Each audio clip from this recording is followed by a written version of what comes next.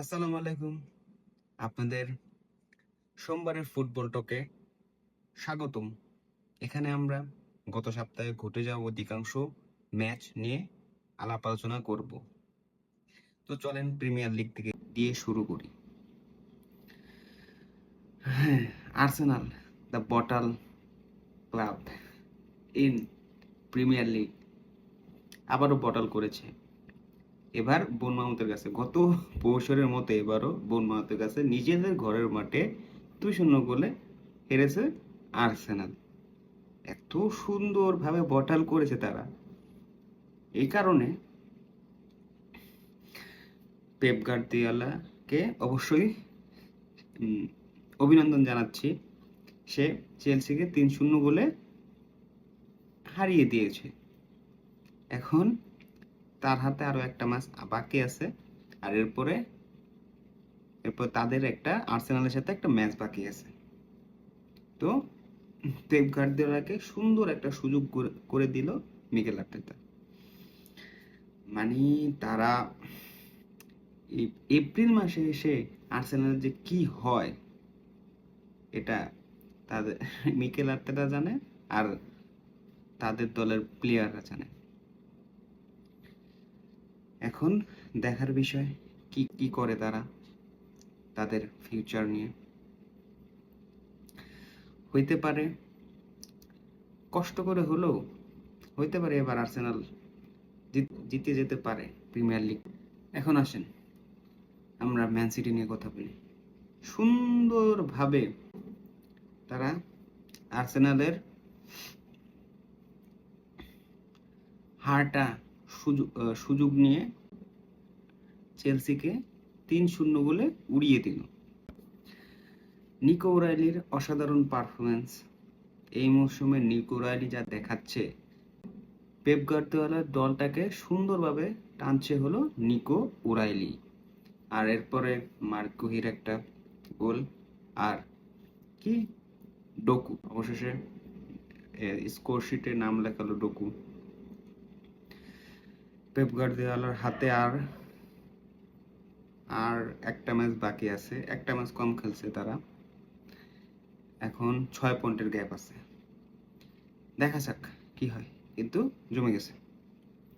এবার আসেন লা লিগা প্রসঙ্গে। রিয়াল মাদ্রিদ হ্যান্ড অফ করছে এই সুযোগ। হানসি ফ্লিকের বার্সেলোনা উঠাবে না? লামিন ইয়ামাল, ফেরান তোরেসদের অসাধারণ পারফরমেন্সে তারা লা লিগার 9 পয়েন্টের লিডে চলে গেল।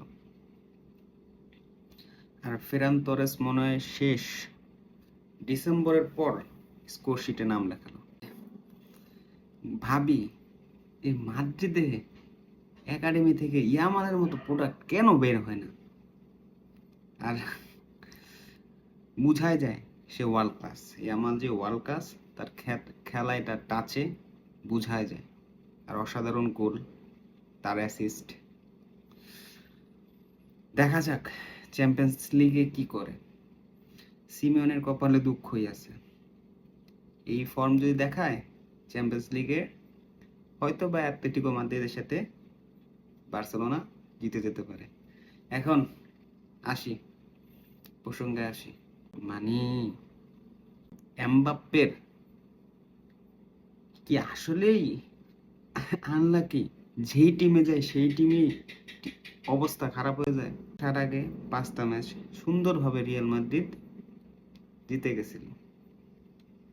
সে আইসা কি এমন জাদু করছে, টানা টানা মনে হয় 3টা ম্যাচ আমরা হারলাম।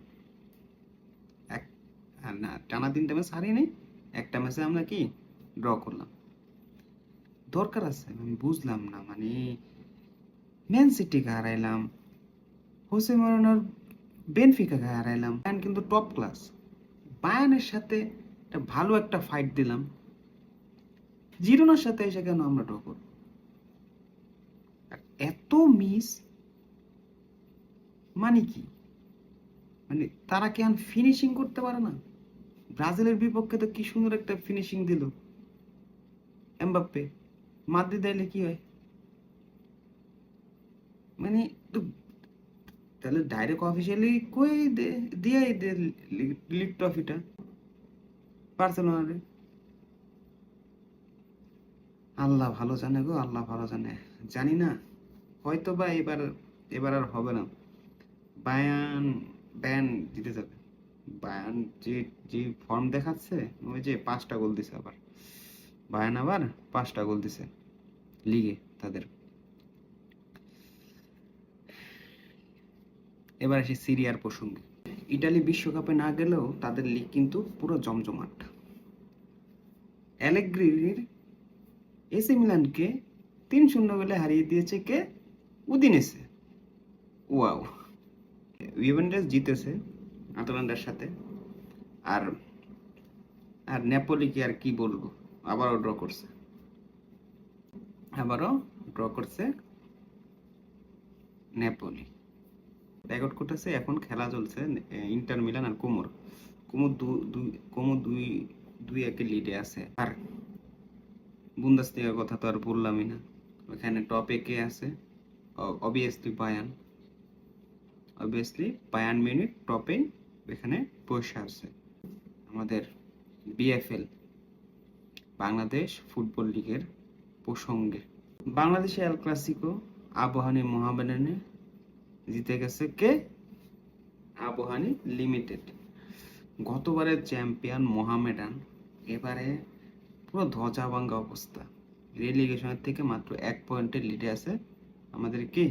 মোহামেডান। সাদা কালোরা রেলিগেশন ব্যাটলে, এটা দেখে খুব খারাপ লাগছে।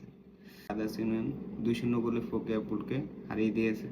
ডাব্লিউ 2-0 গোলে জিতেছে রহমতগঞ্জের সাথে।